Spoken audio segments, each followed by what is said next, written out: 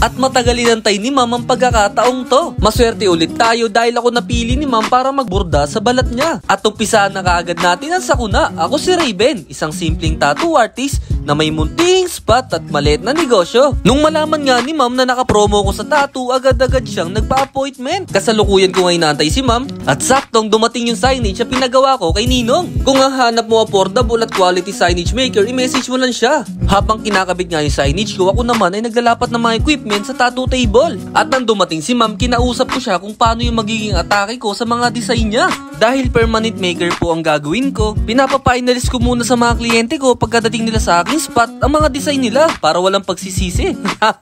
May isa nga tayong brother na nagtanong kung gaano nga daw ba kalalim ang tamang baon ng needle sa balat. May tinatawag kasi tayong first layer, second layer, and third layer sa balat. Para sa akin, pitapit na yung kapal lang 5 piso. Kung makikita nyo yung kapal ng 5 piso, ganun lang kalalim ang tamang baon. Ngayon mga bossy, maglalaro lang sa first layer and second layer. Kapag umabot ka ng third layer, magkakaroon siya ng blowout o yung parang sabog-sabog na ink sa loob ng balat. At reminder mga bossing, huwag masyadong malakas ang voltahe para hindi na overwork. Ito na po yung outcome. Bang!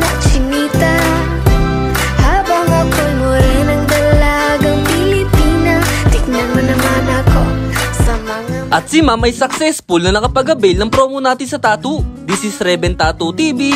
So yun lang, keep safe!